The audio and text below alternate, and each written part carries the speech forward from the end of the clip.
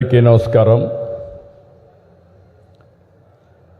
సహచర మంత్రివర్గ సభ్యురాలు,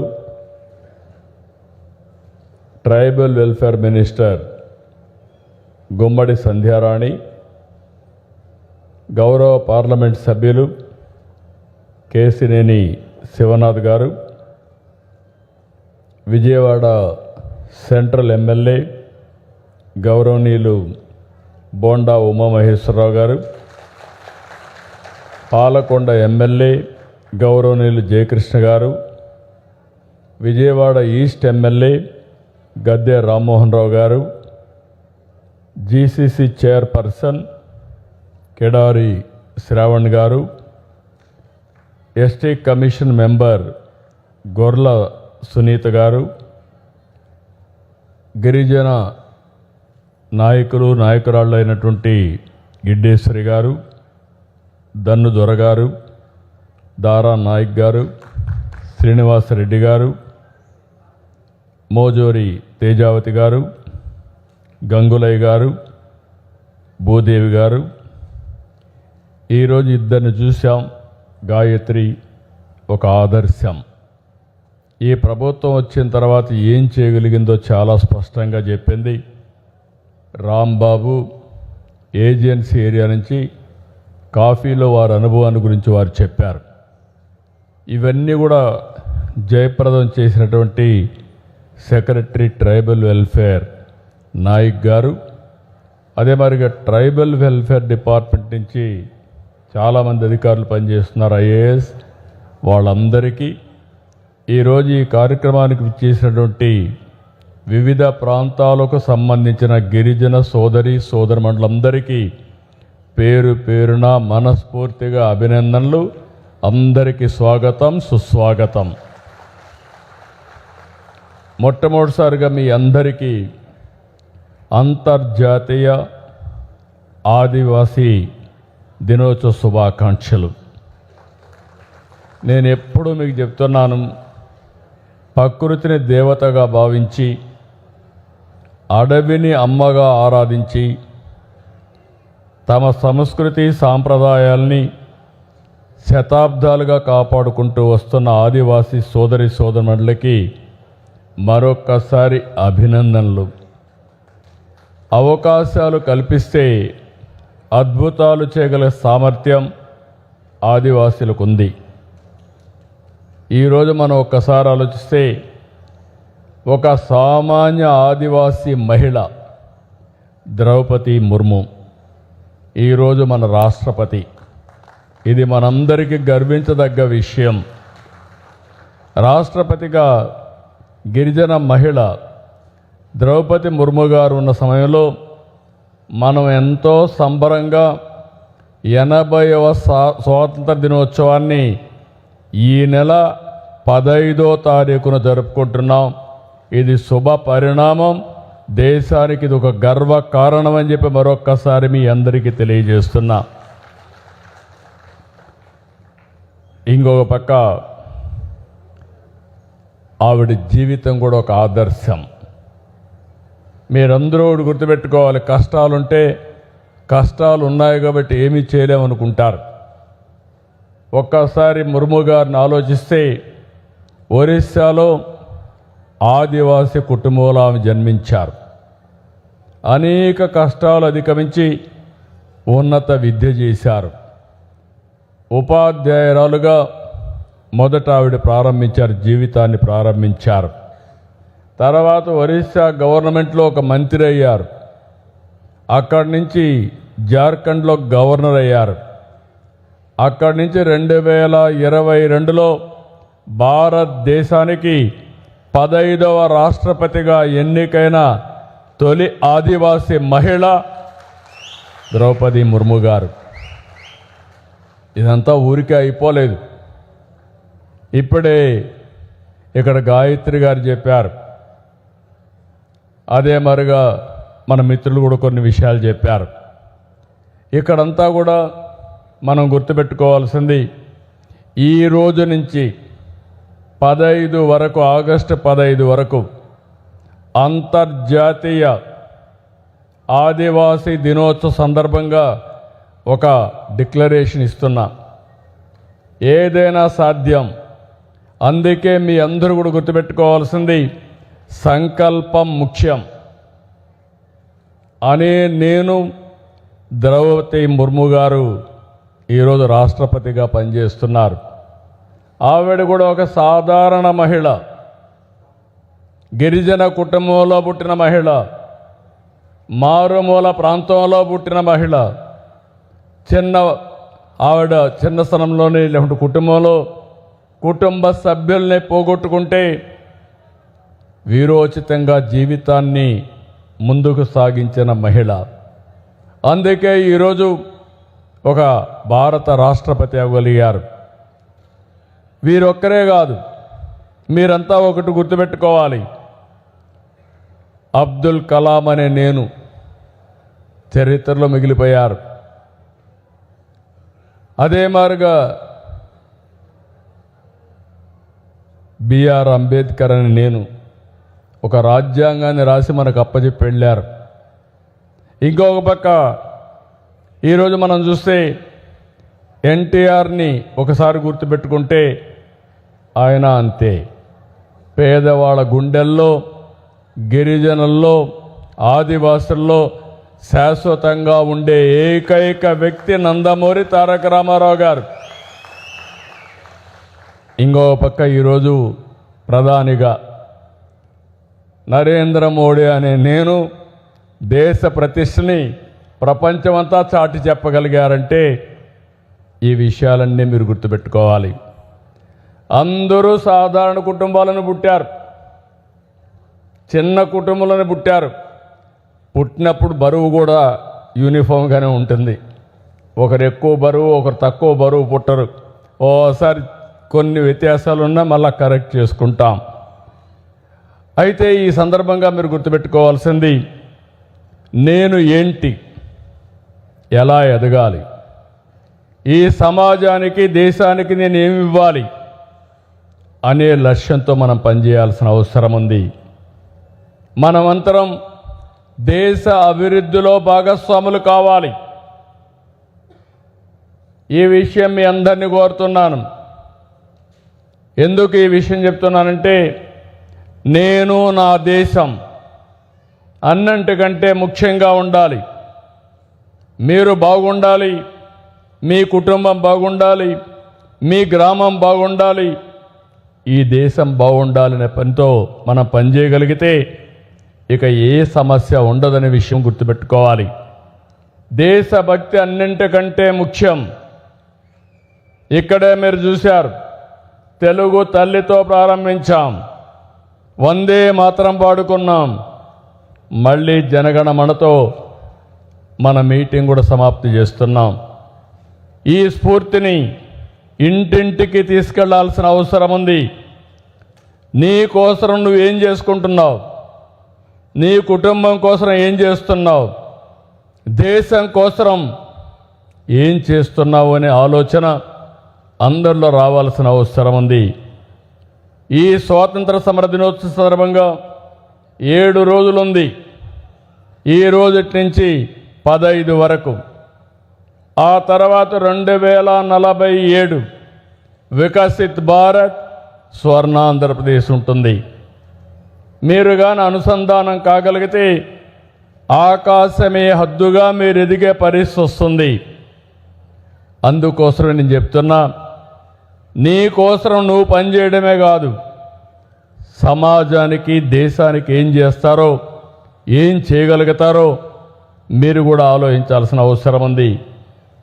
దేశం కోసం పనిచేయడం అంటే మీరు ఎక్కడికో పోయి పనిచేయడం కాదు, బార్డర్లోకి పోయి యుద్ధం చేయడమే కాదు. ఈరోజు ఇక్కడ ఒక రైతును చూశారు, రాంబాబుని. కాఫీ పండిస్తున్నాడు, 4-5 లక్షల రూపాయలు సంపాదిస్తున్నాడు. అది రాంబాబు చేసిన దేశభక్తికి నిదర్శనం. ఈ దేశం కోసం ఆయన చేసిన అభివృద్ధిని మరొకసారి మీకు తెలియజేస్తున్నా. అదే మరి గాయత్రి ఉంది, పిల్లల్ని బాగా చదివిస్తూ ఉంది, స్వయం ఉపాధితో ముందుకు పోతూ ఉంది. 10 మందికి ఆదర్శంగా మిగిలింది. అది గాయత్రి అనే నేను. ఆవిడ కూడా దేశం కోసం పనిచేస్తూ ఉంది. రేపు రాబోయే రోజుల్లో ఒక విద్యార్థి స్టార్టప్ స్టార్ట్ చేస్తే అది దేశానికి ఉపయోగపడుతుంది. ఇంకొక పక్క వెంకట్రావు అని నేను నీటి సంరక్షణ కోసం పనిచేస్తే అది కూడా దేశాని కోసం పనిచేసినట్టు అవుతుంది. ప్రతి ఒక్క వ్యక్తి మీరు గుర్తుపెట్టుకోవాలి. ఇలా పని ఏదైనా కావచ్చు, దేశం మనకేమిచ్చిందని కాదు, దేశానికి మనమేమి ఇస్తున్నాం అనేది మనందరం ఆలోచించుకొని ముందుకు పోవాల్సిన అవసరం ఉంది. ఒక చర్చ జరగాలి.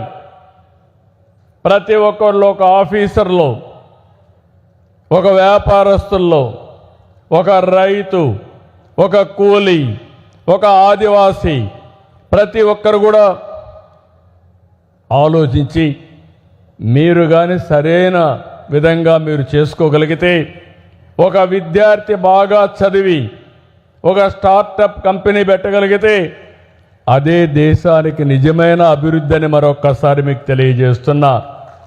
గిరిజన ప్రాంతంలో ఉండే పిల్లలు బాగా చదువుకుని ఐఐటి పోగలిగితే మీరు దేశాభివృద్ధి కోసం పాటుపడినట్టు అని చెప్పి కూడా నేను మీకు తెలియజేస్తున్నా. మంచి ఆలోచనతో, సంకల్పంతో ప్రతి ఒక్క వ్యక్తి ఒక శక్తిగా మారతారు. ఇంకో పక్క రాష్ట్రానికి, దేశానికి విజన్ ఉన్నట్టే ప్రతి ఒక్క వ్యక్తికి ఒక విజన్ ఉండాలి. మీరు ఈ విషయం కూడా ఆలోచించుకోవాలి. నరేంద్ర మోడీ గారు వికసిత్ భారత్ 2047 తయారు చేశారు.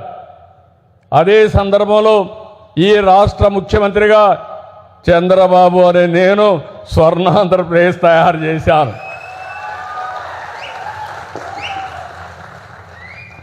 మీరు డాష్ అనే నేను, మీ అందరూ ఆలోచించుకోవాలా. మీరు ఏం చేస్తారు, ఏ విధంగా పైకి వస్తారు, ఏ విధంగా మీ కుటుంబానికి ఉపయోగపడతారు, ఏ విధంగా మీ గ్రామానికి ఉపయోగపడతారు. కడాన మీకంటూ ఒక గుర్తింపు ఉంది. ఆ గుర్తింపు ఏ విధంగా నిలబెట్టుకుంటారో అనునిత్యం ఆలోచించవలసిన బాధ్యత మీ పైన ఉందని చెప్పి కూడా నేను మీకు తెలియజేస్తున్నా. అందుకే ఈరోజు చెప్తున్నా, నేటి నుంచి జాతీయ జెండా స్ఫూర్తినివ్వాలి. ఒక పక్క జాతీయ జెండా, రెండో పక్కన మీ అజెండా. ఈ రెండూ పెట్టుకొని మీరు ముందుకు పోతే మీరు ఏదైనా ఊహించుకోండి, అది సాధించే విధంగా పూర్తిగా సహకరించే బాధ్యత ఈ ప్రభుత్వానిది. అందుకే నేను మిమ్మల్ని అందరినీ కోరుతున్నా. చాలామంది అనుకుంటాం దేశభక్తి అంటే యుద్ధానికి పోతేనే, లేకుంటే సైనికులుగా చేరితేనే దేశభక్తి అని. అట్లా కాదు. ఇక్కడుండి కూడా దేశం కోసం మీరు పనిచేసే పరిస్థితి వస్తుంది. బాధ్యతగా ఉండి సమాజం కోసం ప్రతి ఒక్కరూ పనిచేయగలిగితే అదే గొప్ప దేశభక్తి అని చెప్పి కూడా నేను మీకు తెలియజేస్తున్నా. మీ జీవితంలో మీరు విజయం సాధించడమే నేషన్ బిల్డింగ్. మీరు ఒక విజయాన్ని సాధిస్తే మీ విజయం దేశం యొక్క విజయం, దేశానికే గర్వకారణం. అందుకే మళ్ళీ మళ్ళీ చెప్తున్నాను, మొన్న భోగాపురం చూసాం. భోగాపురంలో మీరు చూస్తే అల్లూరి సీతారామరాజు గారి పేరు పెట్టామంటే ఆయన పోరాట పటిమ, ఆ రోజు గిరిజనులు చూపించిన చొరవ, మీ సహకారమే కారణం. అందుకనే ఈరోజు నేను ఆలోచించింది, అల్లూరి సీతారామరాజు గారి ఎయిర్పోర్ట్ ఎక్కిన వారందరికి కూడా మా ఆదివాసులు గుర్తుకొస్తారని మరొక్కసారి విజ్ఞప్తి చేస్తున్నా. మా ఆడపిల్లలను చూశాను. దింస, మొన్నటి వరకు దింస మన నాగరికత, గిరిజన ప్రాంతంలో మన సంస్కృతి సాంప్రదాయం. ఈరోజు ఆ దింసాన్ని మీరు చూస్తే గిన్నిస్ రికార్డ్ ఎవరైనా వెరిఫై చేస్తే దింస అంటే ఏంటి, దీని చరిత్ర ఏంటి, ఏ విధంగా ఒక రికార్డు క్రియేట్ చేశారో చాలా స్పష్టంగా వస్తుంది. అంటే దీన్ని మీరు గుర్తుపెట్టుకోవాల్సిన అవసరం ఉంది. మీలో తెలివితేటలున్నాయి. మన సంస్కృతి సాంప్రదాయాల్ని కాపాడుకుంటూ నైపుణ్యాన్ని ఎప్పటికప్పుడు యాడ్ చేసుకుంటే ఏదైనా సాధించే పరిస్థితి వస్తుంది. ఆదివాసులు అంటేనే స్వచ్ఛమైన మనుషులు, ప్రకృతితో కలిసి జీవించే వారు. వారికి కావాల్సిందంతా కూడా చేయూతనివ్వాలి, చైతన్యం తేవాలి. నేను ఎప్పుడూ చెప్పేవాడిని, ఈరోజు గర్వంగా ఉంది నాకు. ఒకప్పుడు పోడో కల్టివేషన్ చేసేవాళ్ళు మన గిరిజనులంతా. నేను సమైక్య ఆంధ్రప్రదేశ్లో చూసేవాడిని. ఒక దిక్కడ ఉండేవాళ్ళు కాదు, ఒక నమ్మకం. ఇక్కడి నుంచి కొండలన్నీకి వెళ్ళిపోయేవాళ్ళు. ప్రభుత్వానికి కూడా చాలా కష్టమయ్యేది. మొదటిసారి ఈరోజు అనౌన్స్ చేస్తున్న పోడో కల్టివేషన్ ఆగిపోయింది. గిరిజనుల అభివృద్ధికి తిరుగు లేదని మరొకసారి విజ్ఞప్తి చేస్తున్నా. 27,39,000 మంది ఆదివాసీ జనాభా ఉంది. ఇంకో పక్క ఈ సంవత్సరం 4,764 కోట్లు ఖర్చు పెడుతున్నాం. ఎప్పుడు కూడా గిరిజనుల ప్రభుత్వానికి లబ్ధిదారులు కాదు, అభివృద్ధిలో భాగస్వాములు. ఏజెన్సీ వెనుకబడిన ప్రాంతం కాదు, అపారమైన అవకాశాల ప్రాంతం.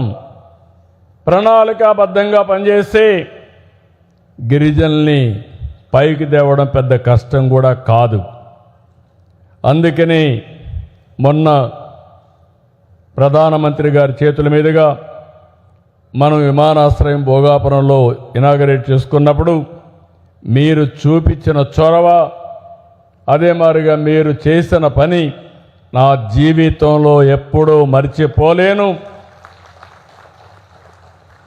ఇంకొక పక్కన చూస్తే నేను ఇప్పుడు పెట్టింది కాదు, ఎప్పుడో చైతన్యం అనే కార్యక్రమం తీసుకొచ్చాం. ఇక్కడ మా ఆఫీసర్లు గుర్తుపెట్టుకోవాలి, 9 ఐటీడీఏ సెంటర్లు ఉన్నాయి గిరిజనుల కోసం. 3 జిల్లాలు ఉన్నాయి, కార్పొరేషన్ ఉంది, ట్రైబల్ ఎడ్యుకేషన్ సొసైటీ ఇవన్నీ ఉన్నాయి. ఇవన్నీ కూడా అనుసంధానం చేసుకొని మనం పనిచేయగలిగితే వండర్స్ చేసే పరిస్థితికి వస్తామని కూడా మీ అందరికీ విజ్ఞప్తి చేస్తున్నా. అందుకే ఈరోజు ఒక నిర్దిష్టమైన ప్రణాళిక అనౌన్స్ చేస్తున్నాం. 1 మౌలిక సదుపాయాలు, 2 విద్య, 3 వైద్యం, 4 ఆదాయాన్ని పెంచడం. ఇవన్నిటికీ నైపుణ్యం. మీరు ఈ విషయంలో గుర్తుపెట్టుకోవాల్సింది, ఒకసారి నేర్చుకుంటే అన్నీ తెలుసనే గర్వం వస్తే అక్కడి నుంచి పతనం ప్రారంభమవుతుంది. నేర్చుకోవడం అనునిత్యం చేయాల్సిన పని ఉంది. గాయత్రి 10వ తరగతి, ఈవిడ పారిశ్రామికవేత్త అవ్వాలనే లక్ష్యంతో ముందుకు పోతున్నారు. దానికి కారణం నైపుణ్యాన్ని పెంచుకోవడం, కొత్త విషయాలు నేర్చుకోవడం, దాంతోనే ముందుకు పోయే పరిస్థితికి వచ్చారు. అందుకని ఈరోజు మౌలిక వస్తువుల విషయంలో మీరు చూస్తే నేను ఒకటే మీకు విజ్ఞప్తి చేస్తున్నా. గిరిజన బిడ్డ ఆసుపత్రికి వెళ్ళాలన్నా, గిరిజన రైతు తన పంటను అమ్ముకోవాలన్నా, విద్యార్థి విద్యాలయాలకు వెళ్ళాలన్నా ఎక్కడా కష్టం లేని విధంగా కనెక్టివిటీ ఉండాల్సిన అవసరం ఉంది.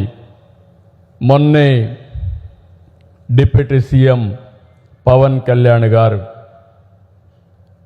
ఈరోజు మీరు చూస్తే 2,336 గిరిజన వాసాలకి మిషన్ మోడ్లో రోడ్ కనెక్టివిటీ కోసం పనిచేస్తున్నారు. ఇంకో పక్క జల్ జీవన్ మిషన్ కింద 3,22,991 కుటుంబాలకి కొళ్ళాయి ఇవ్వడానికి, కొళ్ళాయి ద్వారా నీళ్లు ఇవ్వడానికి ప్రయత్నం చేస్తున్నారు. 2027 డిసెంబర్ నాటికి ప్రతి ఇంటికి ట్యాప్ ద్వారా నీళ్ళు ఇచ్చే బాధ్యత ఈ ప్రభుత్వం తీసుకుంటామని మీ అందరికీ హామీ ఇస్తున్నా. ఇంకొక పక్కన ఈరోజు ప్రతి ఒక్క ఆదివాసికి నివాసాన్ని ఏర్పాటు చేయడం. 64,066 ఇళ్లున్నాయి. దీన్ని ఇండ్లన్నీ కూడా చేయడం. 83,923 మందికి ఇంటిపైనే సోలార్ పెట్టి కరెంట్ ఉత్పత్తి చేయడానికి ముందుకు పోతాం. అడవి తల్లి బాట పేరుతో 1000 కోట్లతో 905 కిలోమీటర్లు వేస్తున్నాం. డోలీ మోతలు లేకుండా ఫీడర్ అంబులెన్స్లు కానీ 108 కానీ 104 మొబైల్ కానీ ఇవన్నీ ఏర్పాటు చేస్తాం. నిన్నే ఒక అగ్రిమెంట్ చేసుకున్నాం టెలికమ్యూనికేషన్ సెక్టర్తో. ఎయిర్టెల్ కానీ జియో కానీ అన్ని కంపెనీస్తో పెట్టుకుని మారుమూల ప్రాంతాల్లో ఉండే గిరిజన తాండాలకి గిరిజన గ్రామాలకి ఇమ్మీడియట్గా కనెక్టివిటీ ఇచ్చే బాధ్యత. విజయవాడలో ఏ విధంగా అయితే సెల్ ఫోన్తో మీరు మాట్లాడుకుంటున్నారో మీ ఊరు నుంచి ప్రపంచంలో ఎక్కడికి మాట్లాడుకోవాలన్నా ఆ ఫెసిలిటీ కనెక్ట్ చేసే బాధ్యత ఈ ప్రభుత్వాన్ని అని చెప్పి మరొకసారి తెలియజేస్తున్నా. దీంతో మీకు కొంతవరకు ఉపయోగపడుతుంది. రెండోది, మీ ఆదాయం పెరగాలి. దీనికి జీవనోపాధి ఉండాలి. ఆదాయ మార్గాలు ఏమున్నాయి అవన్నీ కూడా ఆలోచిస్తాం. ఎగ్జాక్ట్గా 25 ఏళ్లకు మునుపు నాకు ఆ రోజు ఒక ఆఫీసర్ చెప్పాడు వచ్చి, గిరిజన ప్రాంతంలో కాఫీ బాగా వస్తుందని.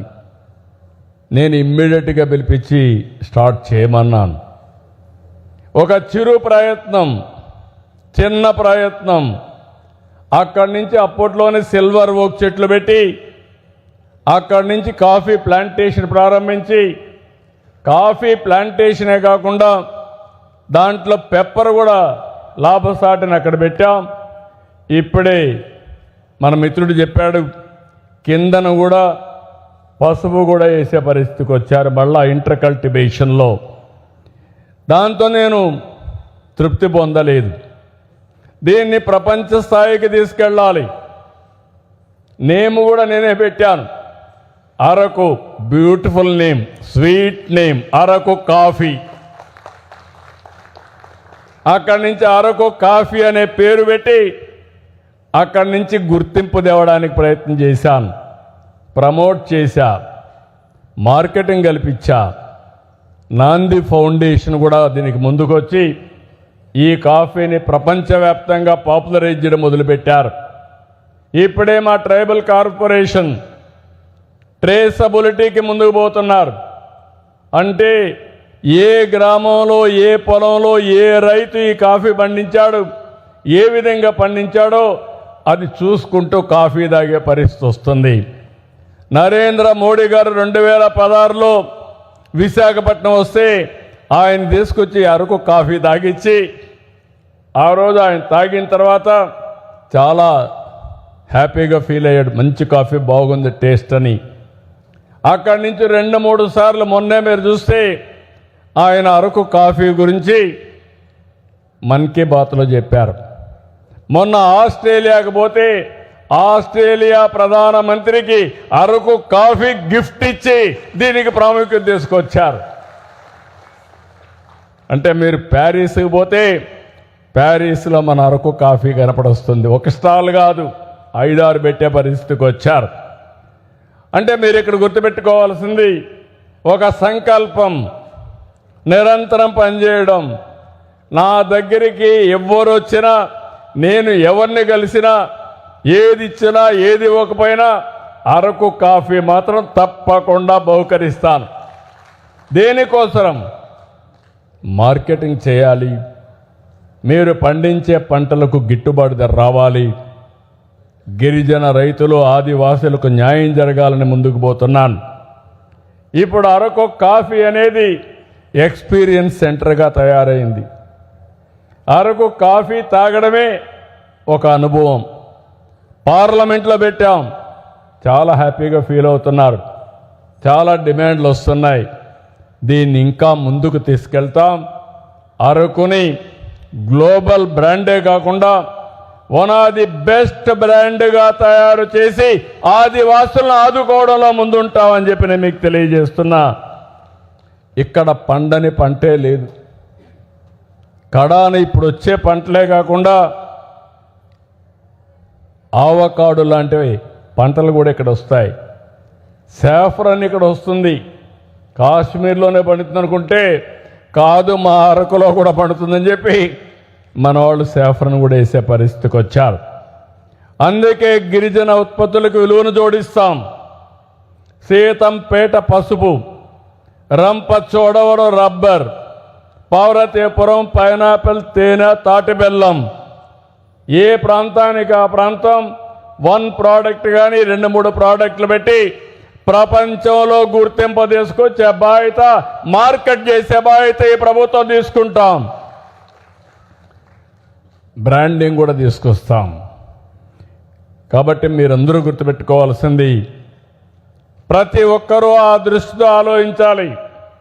తాటి బెల్లం, తాటి బెల్లమే కదంటే తాటి బెల్లమే, కానీ తాటి చెట్ల నుంచి బెల్లం తీసి బ్రాండింగ్ చేసి ఇప్పుడు చక్కెర తినేవాళ్ళు ఎవరు లేరు.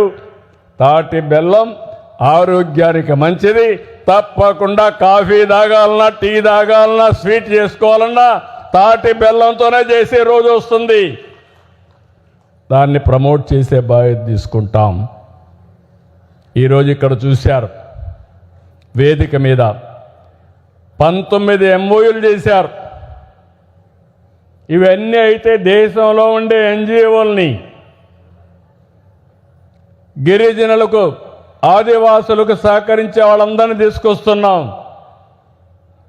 ఇక్కడ ఉండే మా IAS ఆఫీసర్లు, ITDA ప్రాజెక్ట్ డైరెక్టర్లు, 3 జిల్లాల కలెక్టర్లు, దేశంలో మీరు చూస్తే ఆదివాసుల కోసం 3 జిల్లాలు ఏర్పాటు చేసిన ఏకైక రాష్ట్రం ఆంధ్రప్రదేశ్ రాష్ట్రం. ఒక పక్కన పాడేరు అల్లూరి సీతారామరాజు గారు, ఇంకొక పక్క మన్యం జిల్లా పార్వతీపురం, ఇంకొక పక్క రంపచోడవరం, 3 జిల్లాలు ఏర్పాటు చేశాం. అందుకే ప్రతి ఒక్క ఎకరాలో మీ ఆదాయాన్ని సంపాదించే మార్గం చూస్తాం. ఇక్కడ ఇంకొక విషయం కూడా గుర్తుపెట్టుకోవాలి. మొన్నే నేను రంపచోడవరం పోయాను. అక్కడికి వెళ్తే చూస్తే 65% గ్రీన్ కవర్. అక్కడ ఎటు చూసినా పచ్చదనం.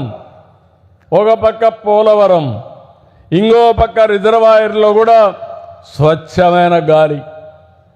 బాగా కష్టపడి విశాఖపట్నంలో నేరుగా రంపచోడవరం లేకుంటే పాడేరు, అరకు పోయి ఒక 2 రోజులు ఉంటే వారానికి సరిపడ ఎనర్జీ ఛార్జ్ చేసుకొని మళ్ళా తిరిగి రావచ్చని మీ అందరికి విజ్ఞప్తి చేస్తున్నా. అలాంటి ప్రదేశాలు ఇవన్నీ, ఇది ఉపయోగించుకోవాలి.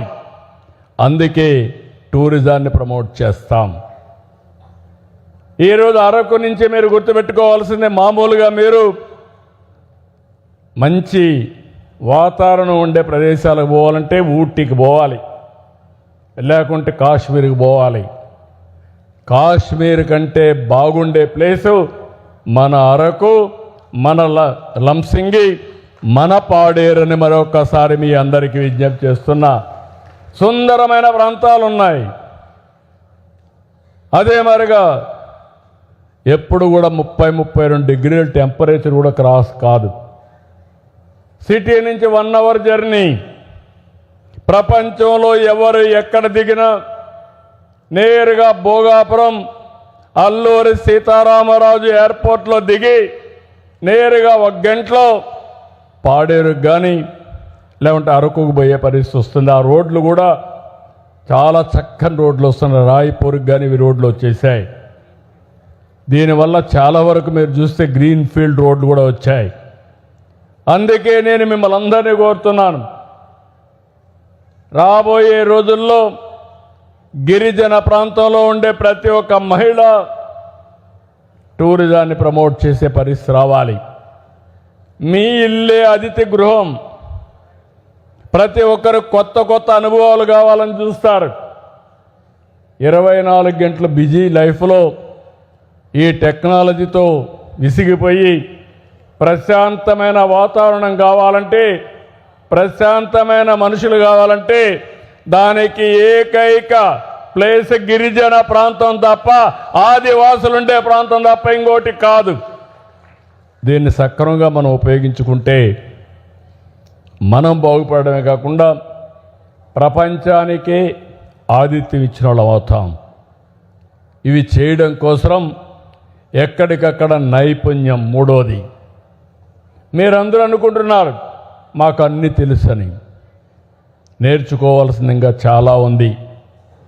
నేను 48 ఏళ్ళుగా ఎమ్మెల్యేగా ముఖ్యమంత్రిగా ఉన్నాను. ఈరోజు కూడా నేను ఒక విద్యార్థినే. కొత్త విషయాలు నేర్చుకుంటూనే ఉండాలి. పాత విషయాలు అవసరం లేకపోతే మర్చిపోవాలి.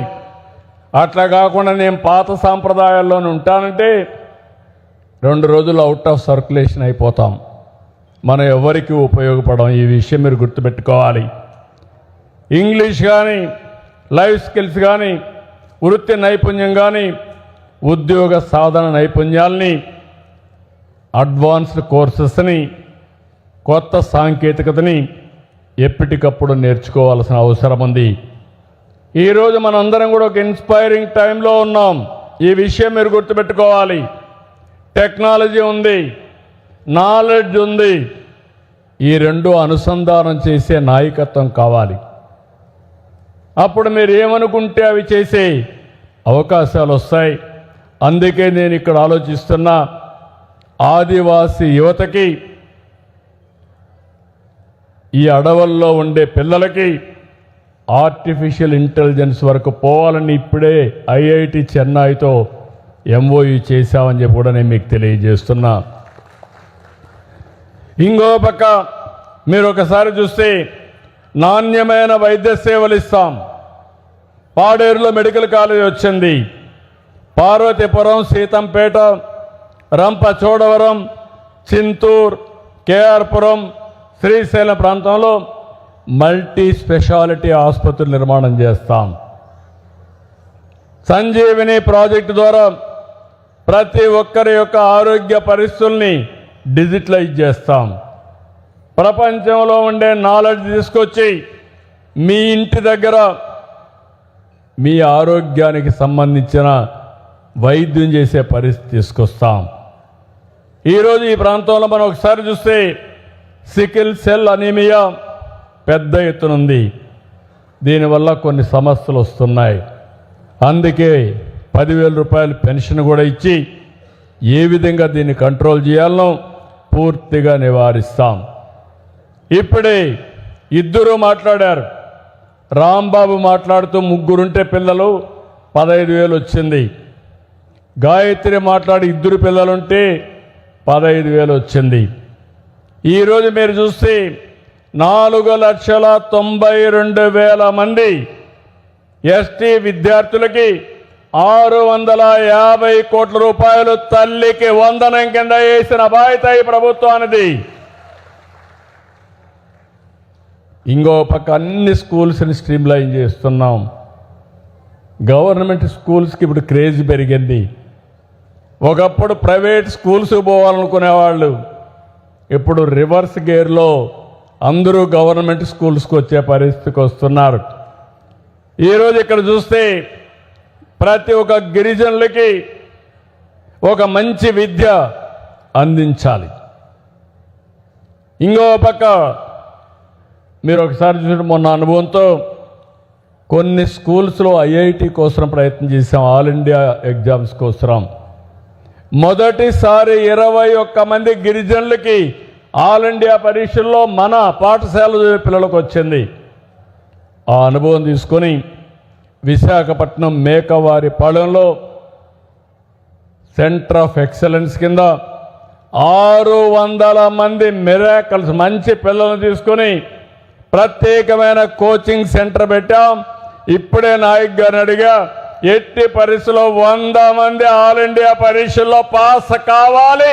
గిరిజనులు ఇక్కడే మన ఆదివాసీలు చరిత్ర సృష్టించాలి. అందుకే మళ్ళీ అంటున్న పిల్లలందరూ డాష్ అనే నేను మీ పేరు పక్కన నేనని పేరు పెట్టుకొని మీరు ఏమవుతారో సంకల్పం చేయండి.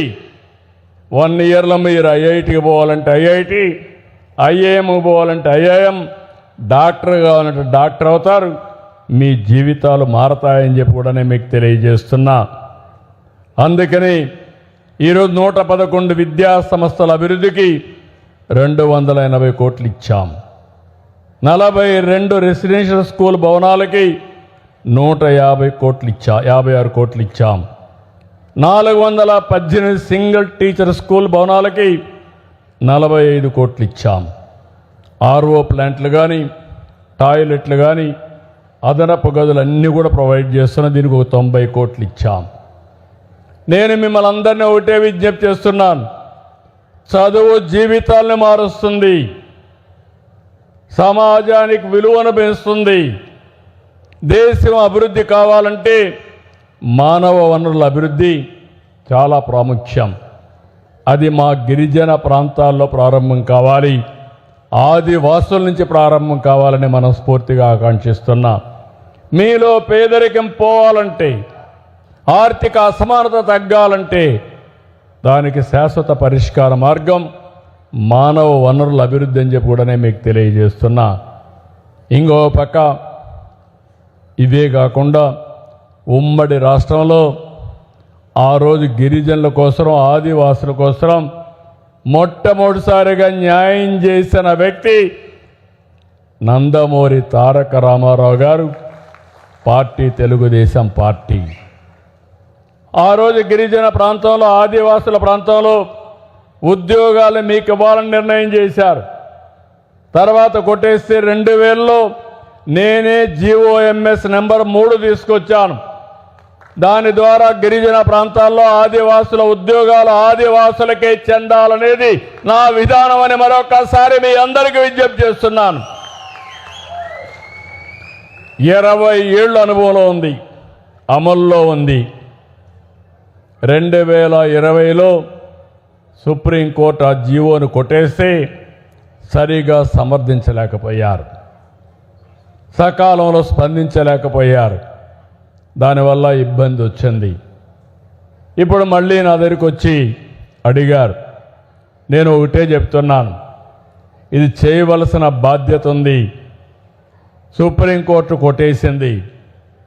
దీన్ని మనం అందరం కూడా కూర్చొని మళ్ళీ ఏ విధంగా చేస్తే మన హక్కుల్ని కాపాడుకుంటామో ఆలోచించుకోవాల్సిన అవసరం ఉంది. నేను మొన్న కూడా మాట్లాడాను, నాయక్ గారికి ఆదేశాలు ఇచ్చాను, సంధ్యారాణి మంత్రి గారికి ఆదేశాలు ఇచ్చాను, అందరితో మాట్లాడమన్నాను.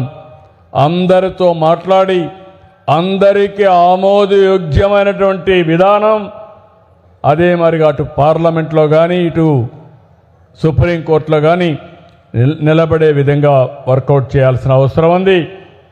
ఈ ప్రభుత్వం ఆదివాసుల ప్రభుత్వం, మీ హక్కులు కాపాడుతాం. 170 కానీ జీవో నెంబర్ 3 కానీ ఎట్టి పరిస్థితుల్లో కాపాడుతామని మరొక్కసారి మీ అందరికీ హామీ ఇస్తున్నా. దానికి ఏ విధంగా చేయాలనో అవన్నీ కూడా తీసుకురావడానికి మనం ముందుకు పోదాం. ఆవేశాలు కాదు కావాల్సింది, ఆలోచన ఉండాలి. మనం చేసే పని ఏది చేసినా మన మంచి కోసం పనిచేసే పరిస్థితి రావాలని చెప్పి నేను మిమ్మల్ని కోరుతున్నా. ఇంకో పక్క మీరందరూ గుర్తుపెట్టుకోవాల్సింది, మీకు ఎక్కువ ఉపాధి అవకాశాలు. నేను ఎంత ఆనందపడ్డానంటే రాంబాబు అన్నప్పుడు నాకు 4 లక్షల రూపాయల ఆదాయం వస్తూ ఉంది. ఇంకో పక్కన ప్రభుత్వం ద్వారా నాకు 1 లక్ష రూపాయల ఆదాయం వస్తుందంటే నేను ఎంత ఆనందపడ్డానంటే మామూలు జిల్లాల కంటే, మైదానం కంటే ఆదివాసులుండే ఏజెన్సీ ఏరియాలో ఎక్కువ ఆదాయం వచ్చిందంటే అది నాకు గర్వకారణం, అన్నింటికంటే ఆనందం అని చెప్పి నేను మీకు తెలియజేస్తున్నా. నేను ఇటీవల ఒక విషయం మాట్లాడుతున్నా. 2047 వికసిత్ భారత్, 2047 స్వర్ణాంధ్ర, ఈ 2 సాకారం అవుతాయి. దేశం నెంబర్ 1 కావాలి, రాష్ట్రం స్వర్ణాంధ్రప్రదేశ్గా తయారు కావాలి. రాష్ట్రం స్వర్ణాంధ్రప్రదేశ్ అంటే మీ కుటుంబాలు స్వర్ణ కుటుంబాలుగా తయారు కావాలి. అందరి ఆదాయం పెరగాలి. డబ్బులుండే వాళ్ళ ఆదాయం కోట్లు లేకుంటే వందల వేల లక్షల కోట్లు పెరిగిపోవడం కాదు. పేదవాడి ఆదాయం పెరగాలి. అదే మరిగా ఆర్థిక అసమానతలు తగ్గాలి. అందరికీ మెరుగైన జీవన ప్రమాణాలు ఉండాలి. మీ పిల్లల్ని చదివించాలంటే మీ దగ్గర డబ్బులు లేకుండా అసలు పిల్లలు లేని వాళ్ళకి వందల కోట్ల రూపాయలుంటే లాభం ఏంటని అడుగుతున్నా. అందుకనే ఆర్థిక అసమానతలు తగ్గించే విధానం రావాల్సిన అవసరం ఉంది. దానికోసం నేను ఆలోచిస్తున్నాను. ఇది మనందరి బాధ్యత. సూపర్ 6 ఇచ్చాం. వివిధ డిపార్ట్మెంట్ల ద్వారా సంక్షేమ కార్యక్రమాలు, అభివృద్ధి కార్యక్రమాలు చేస్తున్నాం. ఇంకో పక్కన P4 కూడా తీసుకొచ్చి ఏదైతే MBK 1020 అనే పేరు పెట్టి పేద కుటుంబాలని సమాజం వల్ల పైకొచ్చిన వ్యక్తులు అడాప్ట్ చేసుకొని ముందుకు పోవాల్సిన అవసరం ఉంది. ఇలాంటి విధానాలన్నీ కూడా మనం ఆలోచించినప్పుడు మనం చేసే పని కూడా ఏం చేస్తున్నామో దాని ఫలితం ఎంతవరకు వచ్చిందో ఆలోచించాలి. అందుకే మీరు చూస్తుంటారు, మీ అందరికీ ఫోన్లు వస్తూ ఉంటాయి. నాకు పని లేకుండా ఫోన్ చేయడం లేదు, IVRS పంపిస్తూ ఉంటా. పింఛన్ ఇస్తారు. పింఛన్ ఇస్తానే ఏ సమయంలో ఇచ్చారు, ఎక్కడిచ్చారో నాకు టెక్నాలజీ ద్వారా తెలిసిపోతుంది. అక్కడి నుంచి మళ్ళా మీకు ఫోన్ చేస్తా.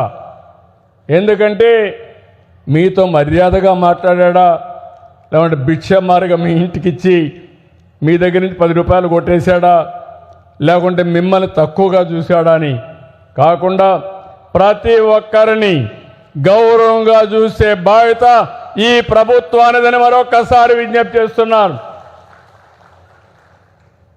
భారతదేశ చరిత్రలో మనం ఒక విధంగా ఆలోచిస్తే టెక్నాలజీ ఏజ్లో ఉన్నాం. అందుకే నేను ఈరోజు మీకు ఒక మాట చెప్పాను, నేను అని. ఈ నేను ఒక పవర్ఫుల్ విషయం. ప్రతి ఒక్కరిలో కూడా ఇప్పుడు నేనున్నాను, 48 ఏళ్ళు రాజకీయాల్లో ఉన్నా, 78లో ఎమ్మెల్యే అయ్యా, 4వసారి ముఖ్యమంత్రి అయ్యా. కానీ ఇప్పుడు కూడా ఒక్కరోజు లీవ్ తీసుకోవాలా, 1 గంట కూడా లీవ్ తీసుకోవాలా, హాలిడే లేదు నాకు. వై? నాకు ఒక తృప్తి. చంద్రబాబు నాయుడు అనే నేను మీ జీవితాలు మార్చగలిగితే దానికంటే ఆనందం లేదు. అదే నాకు ఎనర్జీ, అదే నాకు శక్తి. ఆ శక్తి కొత్త కొత్త విధానాలకు నాంది పలుకుతుందని చెప్పి కూడా మరొకసారి మీ అందరికీ తెలియజేస్తున్నా. ఇది ఎప్పుడు జరుగుతుందంటే ఒకరినొకరు గౌరవించుకోవడం, ఒకరిని ఒకరు గుర్తించడం, వాళ్ళ యొక్క మెరిట్ ఉంటే గౌరవించడం, ఒకరికొకరు కాళ్ళు పట్టుకొని ఎన్నికలాగడం కాకుండా అవసరమైతే భుజం మీద ఎక్కించుకొని వాళ్ళ ముందుకు తీసుకుపోతేనే అదే నిజమైన దేశభక్తి, దేశ అభివృద్ధి. అవునా కాదని అడుగుతున్నా. సిద్ధంగా ఉన్నారా మీరు? ఈ రోజటి నుంచి చదువు లేదని అధైర్యపడకూడదు. నువ్వు నీకు నచ్చిన మాట సోషల్ మీడియాలో పెట్టు, మంచి మాటలన్నీ పెట్టు. అది చూసి 10 మంది మారితే నువ్వు దేశానికి అభివృద్ధి చేసిన దాని అవుతావు. ఆ విషయం గుర్తుపెట్టుకోవాల్సిందిగా నేను కోరుతున్నా. ప్రతి ఒక్క విషయంలో మనం గుర్తుపెట్టుకోవాలి. మనం ఒక స్ఫూర్తినివ్వాలి. సమాజ హితం కోసం పనిచేయాలి. మనము మన కుటుంబం బాగుండాలి. నేను అని పెట్టాను, మళ్ళా కుటుంబం కూడా చెప్తున్నా. ఎందుకంటే భారతదేశం యొక్క కుటుంబ వ్యవస్థ ప్రపంచంలోనే పవిత్రమైన కుటుంబ వ్యవస్థ. ఏ దేశానికి లేని వ్యవస్థ భారతదేశానికి ఉండడం అది మన సంస్కృతి, సాంప్రదాయం. ఆదివాసీ సాంప్రదాయం ఎట్లుందో అలాంటి సాంప్రదాయం మన సాంప్రదాయం. అందుకే నేను మిమ్మల్ని అందరినీ ఇంకొక వారం రోజులు 7 రోజులు సోషల్ మీడియాలో మారు మ్రోగాలి. నేను నా దేశం, నేనేం చేస్తాను, మా ప్రాంతంలో ఏం జరుగుతూ ఉంది, నేను ఎట్లా అభివృద్ధిలో భాగస్వామిని అవుతాను, 2047కి నేను ఏ విధంగా గుర్తుండే పనులు చేస్తానో ఆలోచించుకోవాల్సిన అవసరం ఉంది. ఈరోజు ఒకరు ఒక చెట్టు పెడతాం, ఓసారి వివిధ వయసులో ఉండేవాళ్ళు పెడతారు. మనం చిన్నప్పుడు చదువుకున్నాం, ఏంటి పెద్ద ఆయన నువ్వు చెట్టు పెడుతున్నావు బతుకుతావు అంటే, కాదు నా తర్వాత తరాలు ఆనందంగా ఉండాలంటే నేను పెట్టిన చెట్టు ఫలితాలు వారికి రావాలి, అందుకే చెట్టు పెడుతున్నానని చెప్పారు. అందుకే స్కూల్స్లో కార్యక్రమం తీసుకొచ్చాం, గ్రీన్ పాస్పోర్ట్. గ్రీన్ పాస్పోర్ట్ అంటే ఒక చెట్టు పెట్టాలి, ఆ చెట్టుకు నీళ్లు పోయాలి, ప్రతి సంవత్సరం దాన్ని సంరక్షించాలి, దానికి మార్కులు ఇస్తున్నారు. ఆ స్కూల్ నుంచి ఆ విద్యార్థి వెళ్ళిపోతే ఆ చెట్టు ఇంకొకరికి అప్పచెప్తాం, అక్కడి నుంచి ఆ చెట్టును వాళ్ళు పెంచుతారు. చెట్టు శాశ్వతం, విద్యార్థులు వస్తూ ఉంటారు వెళ్తూ ఉంటారు. శాశ్వతంగా ఈ కల్చర్ని తీసుకురావాలని అక్కడ క్రెడిట్స్ ట్రాన్స్ఫర్ పెట్టాం, మార్కులు 6 ఏళ్ల వరకు ఒక అతను పెంచితే ఆయనకు ఆ క్రెడిట్ ఇచ్చి 6 ఏళ్ల తర్వాత ఇంకొక ఆయన వస్తే ఆయనకు ఆ క్రెడిట్ ఇస్తున్నాం. మీరు కూడా గుర్తుపెట్టుకోవాల్సింది, అందరూ ఆక్సిజన్ తీసుకుంటున్నారా, గాలి పీలుస్తున్నారా లేదా, మీరంతా పీలుస్తున్నారా లేదా, పీలుస్తున్నామని చేతుల పైకెత్తండి. మళ్ళా గాలి వదిలిపెడుతున్నారా లేదా అంటే ఆక్సిజన్ తీసుకుంటున్నారు, కార్బన్ డైఆక్సైడ్ వదిలిపెడుతున్నారు. మళ్ళా కార్బన్ డైఆక్సైడ్ని ఆక్సిజన్గా కన్వర్ట్ చేసేది చెట్టు, అవునా కాదా? మీరు చేస్తున్నారు, పశువులు కూడా పీలుస్తున్నాయి ఆక్సిజన్ని. అలాంటప్పుడు చెట్టు పెట్టడం మీ బాధ్యత, అవునా కాదా అని మిమ్మల్ని అడుగుతున్నా. అవును అంటే గట్టిగా చప్పట్లు కూడా చెప్పండి అవునని. ఈ రోజుటి నుంచి మీరు కూడా ఒక చెట్టు పెడతారు, ఆ చెట్టుని పెంచి పోషిస్తారు. ఆగస్టు 15 లోపల, లేకుంటే ఇంకొక వారం లేట్ అయినా కూడా ప్రతిరోజు ఆ చెట్టును చూస్తారు. మీ సంకల్పాన్ని మళ్ళా గుర్తు చేసుకుంటారు. మీరు ఏం కావాలనుకుంటున్నారో ఆ చెట్టు బాగుంటే మీ సంకల్ప బలం కూడా పెరుగుతూ ఉంటుంది. మీరు ఎప్పటికప్పుడు ఆ సంకల్పాన్ని కానీ ఆలోచించుకొని కష్టపడితే మళ్ళీ మీరందరూ కూడా మరో ద్రౌపది ముర్ముగా తయారవుతారు, లేకపోతే ఒక అబ్దుల్ కలాంగా తయారవుతారు. మీరు ఏనా సరే మీకు ఆ శక్తి ఉంది, ఈ విషయం గుర్తుపెట్టుకోవాలి. ప్రతి ఒక్కరికి విజ్ఞప్తి చేస్తున్నా, అల్లూరి సీతారామరాజు గారి యొక్క స్ఫూర్తి, భగత్ సింగ్ స్ఫూర్తి, నేతాజీ సుభాష్ చంద్రబోస్ గారి యొక్క స్ఫూర్తి, ఆర్ గాంధీ మహాత్మా గాంధీజీ స్ఫూర్తి, అంబేద్కర్ స్ఫూర్తి మీరు తీసుకోవాల్సిన అవసరం ఉంది. నీకు ఆదర్శమైన నాయకుడిని పెట్టుకోండి, మళ్ళీ మర్చిపోవద్దండి అనే నేను. ప్రతి ఒక్కరికి ఒక ఐడెంటిటీ ఉంది, ఒక గుర్తింపు ఉంది. ఆ గుర్తింపుతో మీరు ఎట్లా పైకి వస్తారో ఆలోచిస్తే, మీరు పైకి వస్తే అదే దేశ అభివృద్ధి. మీరు 10 మందికి సహాయపడితే అది విస్తృతమైన అభివృద్ధి. ఈ విషయం గుర్తుపెట్టుకోవాల్సిందిగా ఈ 7 రోజులు మిమ్మల్ని అందరినీ ఒకటే కోరుతున్నా, భారతదేశానికి ఒక ఆదర్శంగా ఈరోజు నేను అనే కార్యక్రమానికి శ్రీకారం చుట్టి partners in national development, nation building, దేశాభివృద్ధికి మనం పనిచేయాల్సిన అవసరం ఉంది. ఈ 2 విషయాలు మీరు కొంతమంది అంటారు నాకు అవకాశం ఏముందని. ఏదో ముఖ్యమంత్రిగా ఉంటేనే పని కాదు, మంత్రులే కాదు, ఆఫీసర్లే కాదు, మామూలు వ్యక్తి కూడా వాలంటరీగా స్వచ్ఛందంగా ఏ పని కావాలన్నా చేసే శక్తి మీకుంది.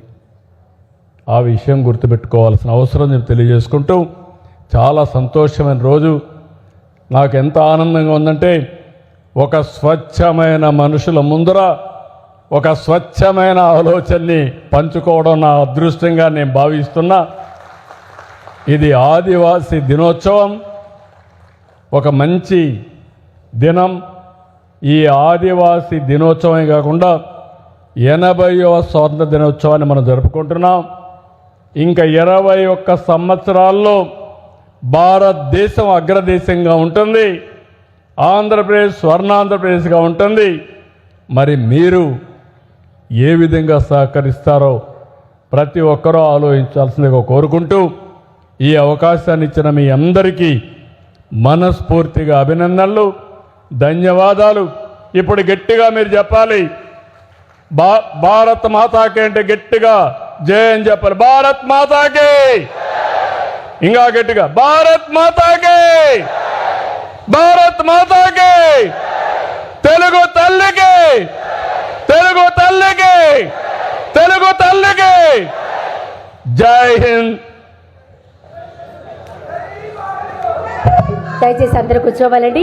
ఆదివాసీ సమాజం సంక్షేమం, అభివృద్ధి, ఆత్మగౌరవం, సంస్కృతి పరిరక్షణపై ముఖ్యమంత్రి గారు అందించినటువంటి తమ విలువైన సందేశంకు మనందరికీ గొప్ప స్ఫూర్తి.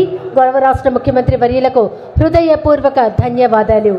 రాష్ట్ర ముఖ్యమంత్రి వర్యులను ఘనంగా సత్కరిస్తూ ఉన్నారు గిరిజన సంక్షేమ శాఖ మార్చిలి గుమ్మడి సంధ్యారాణి గారు. ఈనాటి ప్రపంచ